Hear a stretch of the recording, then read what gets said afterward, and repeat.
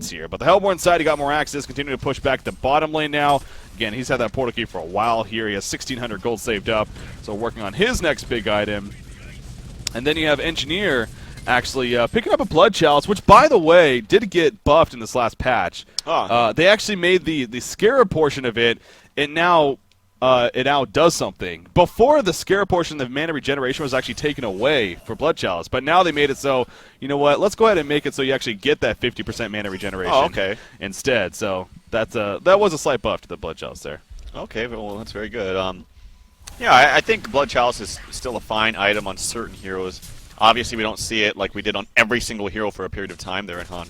But it's still good on certain heroes that have low mana pools that really desperately need that mana. That aren't necessarily in the fray, like Engineers kind of sitting back and waiting. But at the same time, it's very good on tanky heroes as well. Heroes like Hammerstorm, I wouldn't be surprised to see it on. Heroes like Meraxis is another good candidate for Blood Chalice. But yeah, as a vote to pause comes out from Shu Yu, as we've had a couple pauses this series. But hopefully he can still see his bear. Yeah, well, hopefully he can see his hero, because he's playing a Luna right now, and definitely would want to see that. That now would he's be ready, great. so just kind of a fluke there. They didn't even wait for a response. I like that. Yeah. A little bit of unmannered there, but they are going to jump in. Oh, and actually Meraxis gets jumped, but the follow-up not happening.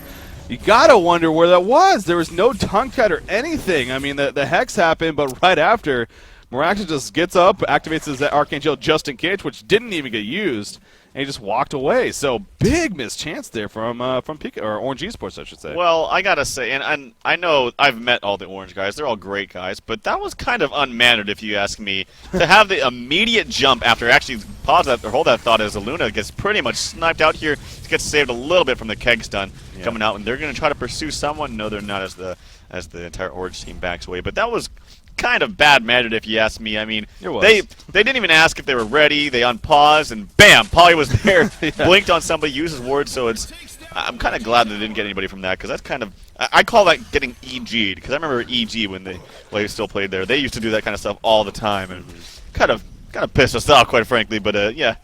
No, I don't think they had any bad intentions. It's not like they were like, let's pause and catch them off guard. It's like, come on, give them a little bit more time before you do something I do like agree with you. That's why I said it. I made that point. I was like, that's a little bit interesting. And sure enough, the jump happened right after. Now, granted, they didn't get a kill out of it. And, in fact, a counter kill even happened from a Pikachu. So I'm sure they may even be lapping it off a little bit like, well, they tried, I guess, but it didn't even work. But, yeah, like you said, too, I don't think Orange went into that like, oh, let's try to really catch them off guard here with this pause and then quickly unpause. It just happened to be coincidence, and, maybe they should have. They definitely should have waited, but at least got some confirmation. But what's done is done. Life moves on, and so does the game. Parasite up here on the hill, as is Polywar Priest, of course, has his portal key as well. And he's going to get jumped first, actually, by Parasite with a face hug. You see the counter stun coming up from Hammerstorm. Meraxis now trying to chase, but both Polywar Priest and Hammerstorm should be fine. Galvanize activated. Wild Soul way up here. He's just going to pour it out before he gets caught. As Boo Boo, not going to be the same set for him. Of course, this is the great, or the. Not really great, depending on who you ask, but nice Luna stun, by the way, and that may save Boo Boo. Yes, it does. So that was a hell of a red Luna stun actually coming out right there from Shu Yu, and allows Boo Boo to stay alive, which his resurrection of Boo Boo was on cooldown. So that would have been a pretty big deal, actually, if Boo Boo died right there. So he's able to farm up the bottom lane now as a result of that. And, again, making that Luna stun that much more powerful. But still, the middle push, that doesn't change. Forsaken Archer in the front line. She's just pounding away at this tower, and I don't think our Legion team is even going to attempt to stop this. This is going to be a free tower kill for Pikachu. By the way, Forsaken Archer does have a Firebrand now on her way to perhaps a Frostborn or the split up or the make of the Geometer Spin. We'll see where she goes. But yeah, I actually think they could have defended that if Wild Soul went there. Maybe just healed his bear. Would have taken all of maybe 10 seconds max, maybe even a little less. He doesn't need full HP on the bear, but yeah, I feel like he could have actually stood his ground there in mid instead of farming bottom. He actually put his health potion on his bear earlier there too. That was kind of funny. But yeah, I would have liked to actually see them defend it. I feel like they could have. I don't know why he doesn't have boots on his bear. I feel like it's really, really necessary, because the bear just kind of, I mean, he does have actually 450 movement speed from the wild ability, which is pretty fast, but I mean, you can basically, I think you can have max movement speed with just plain old boots with the wild ability. It's very good for team fights, because you can catch up to heroes very, very quickly. Yeah. So I really would like to see boots on the bear. And even more reason when you have that mock. So yeah, exactly. And he actually almost does have that. So I think that's, yeah, let me see what he's got there. No, actually, did he buy the? He bought the Sword of the House. Right, okay, yeah, I was gonna say, yeah, he just doesn't have it on his bear or. I didn't actually see him purchase it, but I gotta believe. I mean, he had like 3,000 gold at that point, so unless he just spots something else that is going to completely throw us off guard. But yeah, I believe he has Sword of the High, so it needs the 1350. I believe it is for the pattern. Now, Storm Spear picked up on Demented Shaman, always a wonderful pickup. Yeah. Tablet of Command picked up on Meraxes. You don't see that every day. As I mean, it's actually. I always say that's not that great against Engineer, but it's kind of a necessary item against Hammerstorm and Poly. When you get that stun from Hammer, you push book or you use your tablet on that hero that he stunned, and it kind of makes him useless. Yeah. So it's a good pickup against him. It's also very good, obviously, against the Ward Trap, you know, for obvious reasons right there. So it's just kind of interesting to see it on Meraxes, you know. But, you know, it's good to have it nonetheless. Puzzle Box, what is that, 1, 2? I can't tell. Oh, wow, yeah. He's actually in a creep, so I can't really Love tell. Parasite. You can never tell until he's out of the creep, so going to be a little bit here, most likely, before we can see he isn't a Wild Hunter. But I believe, I don't know, I'm not even going to say, actually. It would make sense if it's still level 1, but yeah, we'll see. But still, having a puzzle box, obviously, could be very powerful. Item for him. He's going to, in fact, help Forsaken Archer clean up the Ancients here, actually. As there we go, he comes out. Where it's a puzzle box, it is now, yeah, it's level 1, so. But they clean up the Ancients. Level 16 Forsaken Archer now. She did finish the Geometer's Bane, and she already has another 1,000 gold saved up. Just ridiculous. Mocker Brilliance was finished on Boo Boo. So XXF looking good in that sense. Still no boots yet. But again, only 4 hero kills. That stat keeps really standing out to me. You got a Hammerstorm, a Polywalk, both with portal keys now. You have an Engineer Luna on top of that. This is a very aggressive team, and they've been playing it very aggressive. But they only have 4 hero kills, and you know that's got to be so frustrating if you're Orange Esports Malaysia here. But you know perhaps that is more to the credit of Pikachu. I mean we've seen some very good reactions on their part, some great warding going on throughout this game, despite those really aggressive wards that were placed earlier from Orange Esports, which don't exist anymore, as they've just I believe even worn out. So. It's tough for them. I mean, Wildsoul here at the top lane, he's in a little bit of trouble. More Axis and Dimension Shaman coming in, as well as a Wild Hunter from behind. And Wildsoul, you are going to be dead here, good sir. In comes more Axis. There's the follow-up, and a second later, Wildsoul just melts to the ground. So XXF just sitting there, controlling Boo Boo, and all of a sudden, before he knows it, he's dead. Yeah, I don't really know what business he had being up there. I mean, his entire team was gone. Maybe he just thought that they couldn't get there in time because they have no tower up there. But yeah, I don't know. But this might free up a little bit of time in the Legion side to get this tower kill on the bottom. Doesn't look like too much defense is coming out as counter pushing is going to be the name of the game. They're walking towards the mid lane there. Forsaken Archer has so much farm, 530 gold per minute.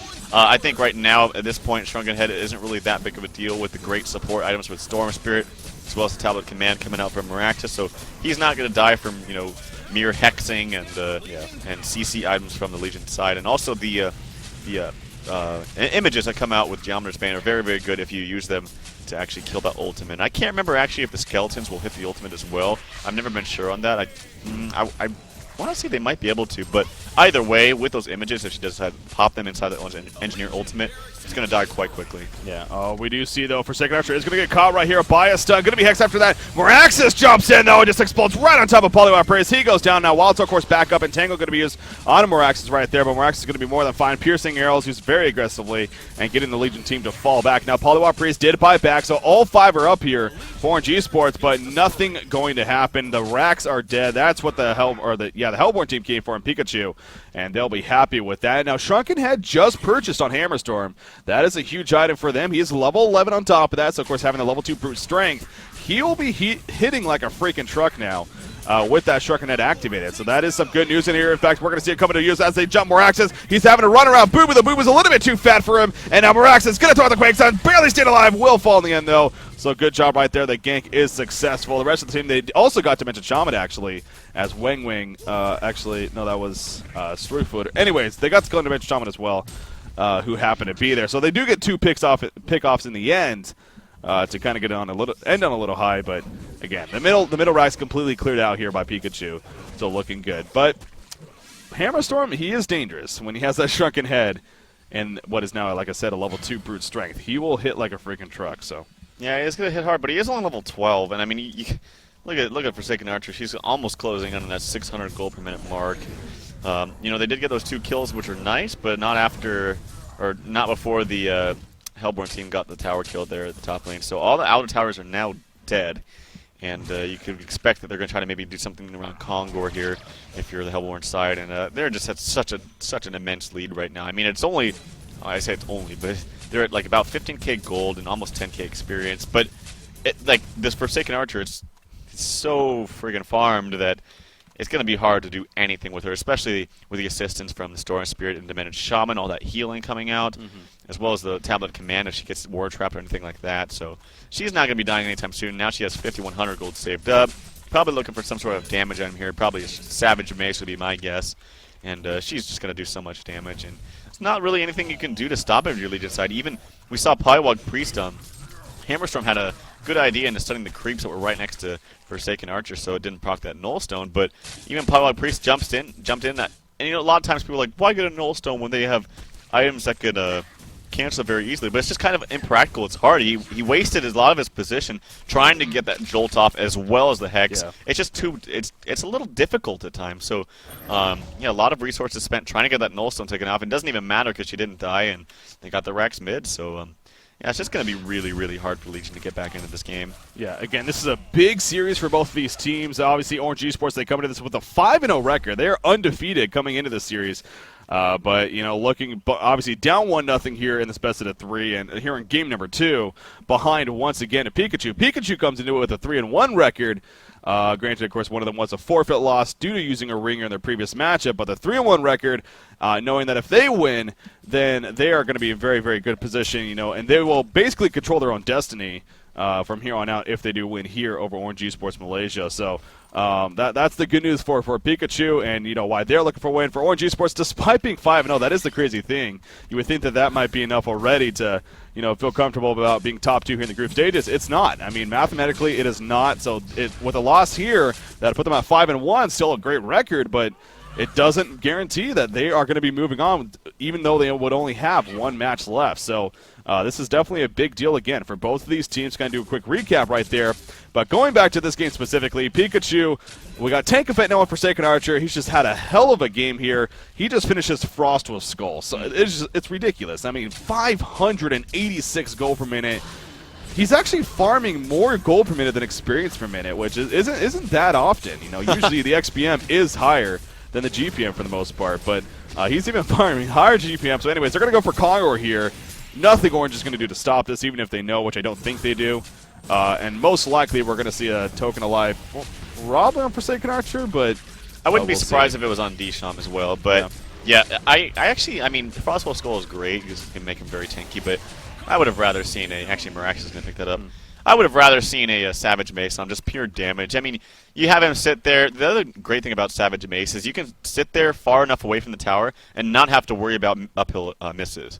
So you can actually stand in a good position where your team can save you, whereas before you'd actually have to walk up the cliff and be very susceptible to any kind of defending that the other team would have to do. Very true. So Savage Mace is really, really good in that regard. I'd rather see him go that route, but Frostwell Skull is still fine. I mean, it's going to make him tanky. It's also very good against heroes that have Shrunken Head like Hammerstorm because it still slows them.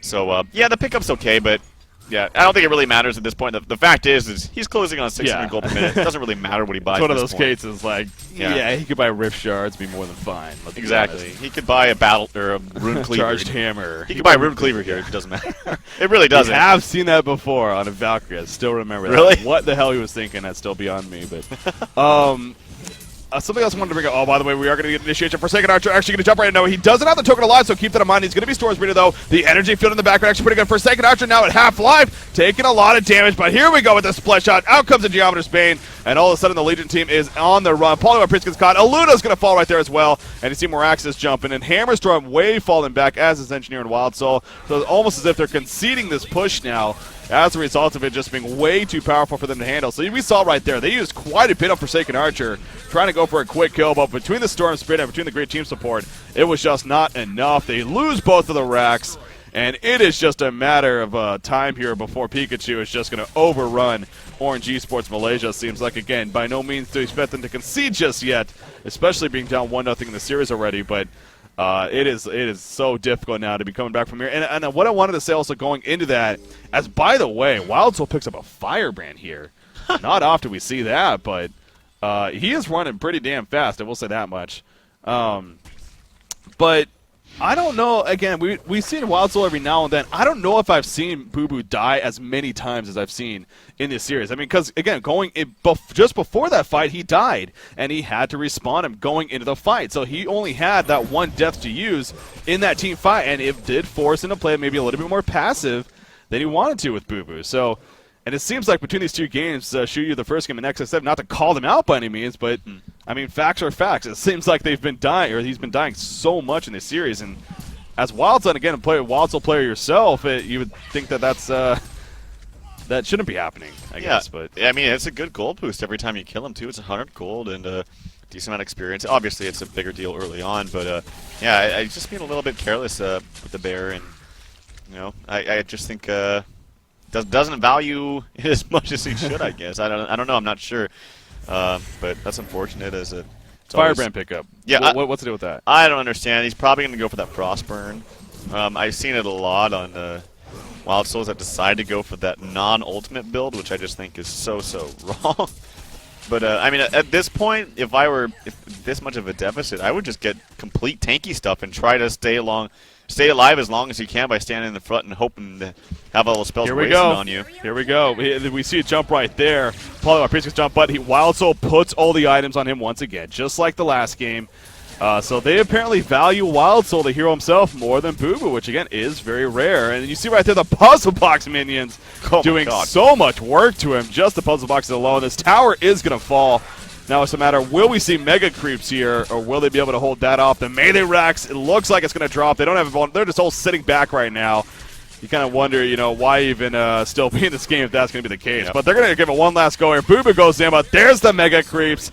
And Pikachu, you got to think it's a matter of seconds now from really securing victory here. They're just going to charge the well, knowing that they basically have it succeeding. Wild Soul is going to get jumper here by Morax. It's not going to be enough for the kill, as the energy field even going to be used right there, as the energy field gets taken out right away, though, by Forsaken Archer. And I believe I saw the skeletons attacking it, by the way, to answer your question from earlier. Hammer Storm activates the Galvanized Zone, pushed him over Forsaken Archer, and Forsaken Archer will actually go down. So a little bit of a miscue there coming up for Pikachu, but again, it's basically victory already here for Pikachu. They're just having fun with it, really, and just trying to see what they can make happen. But looks like ORGE is going to push them back, but oh, look at the creep waves all of a sudden and how massive they are now.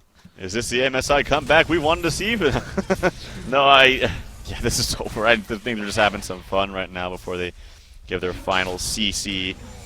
I mean, the Mega Creeps are going to push in anything before they can do anything. As you see them marching up here, they each have 100 damage. The GG well playeds come out, and so that will end the game. Yeah, I don't know. This is not quite the same Orange we've seen. Kind of not quite there with their strategy, it seems like. Yeah, I'm not sure much to say, but like I said at the very beginning of this tournament, before any of the games were played, watch out for Team PIKA. They're a team that are really to be reckoned with, and they're showing it here. They got great strategies. They're very versatile, and they're able to play a lot of different things. And we saw a great response coming out at the beginning from their entire team. Now, the switch-up did happen from Orange initially, but they responded quite well themselves and really got the better end of that. Yeah, again, on Pikachu, as you said, you cannot sleep on them by any means, and they would be 5-0 right now if it wasn't for them using a ringer, unfortunately, against the 90s, and which happened to be a double forfeit again, because the 90s also happened to be using a ringer. But so they came into this match 3-1 record, but again, with this win here, they're now 4-1. 2 matches remain for them against their opponents, and they're in very, very good spot. Like I said, they really do control their own destiny. If they win out here, they're easily moving on. They could even afford to lose one of the next few matches and still have a pretty solid chance, actually, of moving on, because especially since they defeated Orange Esports here. So if there happens to be that tie, again, the first tiebreaker is head-to-head matchup. So Orange Esports, on the other hand, they came into a 5-0, very, very powerful record, of course. Now they do have a loss at 5-1, but so as I was making the points, I mean, yes, sure, they're still in a fairly good spot with one match that they have to play left, but it's not guaranteed by any means. So they need to make sure at the very least that they get that win, which if they do against, actually, they play the 90s with their final match, then they are moving on. But it is the 90s, and the 90s has proven to be a team to reckon with themselves, similar to Pikachu. So that's by no means a free win for Orange Esports. So that's going to be interesting to see how that plays out. But Pikachu, they did look very good today. It seemed like we were talking almost more about Orange Esports even as far as their faults rather than Pikachu's success throughout the series, honestly. But Pikachu, again, they did look very good, and this is a dangerous team. And if they do finish off as one of the top 2 teams in Group A, they're going to be one of those perhaps kind of scariest and underdog teams going into the quarterfinals, but a team no doubt to look out for. Yeah, like I said time and time again, they're a team that's very versatile, and that's what this mode really rewards, is teams that have high versatilities with strategies and heroes, and they're able to run a number of things. Of course, they have certain heroes that they really love to play. We saw the band coming out actually from ORGE Esports and Pharaoh. Luke is a very veteran Pharaoh player, plays it very well. But they're able to run lots of different things. They ran 2 completely different strategies from Game 1 to Game 2, and that, like I said, that's where teams are really going to get rewarded, is having versatility. And they're just overall great players. I've watched them grow as a team coming out from scrims about 2 months ago. Yeah. They were a little rocky at first, but they stuck with the team, and they really watch and play a lot of the top tier teams, and they're learning new things. And they have the talent there. Now they have the strategy there as well. So I'm really looking forward to see. I wouldn't be surprised to see them move on from the group stage. Mm-hmm. They're in a very good position. So if they do, I'm really curious to see how they fare well against the other teams, the top teams in the other groups as well. Yeah. On that note, there were 3 other matches at least that were set to take place today. I don't necessarily have the results for you actually in front of me, but again, just to reiterate the other matches that were taking place today, we had the 2 Q Squad teams going at it, Q Squad 357 against Q Squad 613. The 90s were taking on Q Squad 112. And then UNZ actually taking on SmackDown Syndrome. Both of those teams are, I believe, mathematically even are actually already done here in the group stages, but of course, still finishing it out. I actually just got an update though. The 90s did beat Q Squad 112 2-0. So again, that makes that next match that much more important for ORGE Esports against them, because the 90s now, if I'm reading this correctly, that puts them at a 3-2 record. Going into that matchup. And if the 90s, if they happen to beat ORGE Esports and then win out against their final opponent, which is actually, it looks like SmackDown Syndrome, which is very, very possible, of course, that could set up possibly even a 3-way tie or even a tie with them and Orange, and they would have the head-to-head matchup over them. So, again, this is one of those cases that all these scenarios can happen, all these instances. Really, you just got to let it play out and win your games to ultimately have a chance of moving on. So that's what really matters. But just really, I want to keep stressing the point that no team is guaranteed to move on, even with only 2 games, even 1 game left for some of these teams. And that's a great thing about these group stages with only 2 of the 8 teams moving on. So it's been a fun event so far. Once again, it's going to continue to be. And it is really cool knowing that we are getting closer and closer now to that quarterfinal stage, where we're going to be getting some hell of matchups. And again, with so much money, as it advances on especially, it's just going to be increasing the amount of money that you can make for these teams. So big deal coming out there, Trelf. And we still have, I believe, even a week and a half, if not 2 weeks left of the group stages alone, and then eventually onto that, of course. So it's going to be a lot of fun. To continue on with that, man. Unfortunately, we don't have a post-game interview for you guys here today. Wasn't able to get a hold of anyone from Pikachu. Hopefully, I'm sure in the future, as they advance on, we'll get something. But on that note as well, as far as our schedule goes, of course, tomorrow, guys, once again, we'll be back out here, 12 p.m. Pacific, 3 p.m. Eastern, 2100 Central European Time. Tomorrow's matchup, we have Team It's Gosu taking on Better Looking Than You. And surprise, surprise, it's another great matchup here from Group B. Fit is actually coming into it with a 3-0 record, where Team It's Gosu will be 4-1. So again, an interesting case. They've played 5 matches compared to Fit happening to only play 3 matches so far, which is a little bit weird because of reschedules and whatnot. But again, big matchup there. So Pikachu, TT Esports, and then TDM versus Q Squad 1 to wrap up the matches at hand, man. I apologize. It is actually FYKU versus TT Esports. That's right. I was going to say, we have some more cross-grouping going on. Yeah, more interleague play going on. Still haven't fixed that. I apologize for that. It's actually my fault. But anyways, Charles, once again, more matches, great matches ahead of us. Yeah, tomorrow should be a fun one to watch as well. Those are the 2 teams, as well as Complexity, that's also in that group, that are really up there. So that should be a really fun one to watch specifically. Now, team better looking than you with Team Panny, FIT tagged up.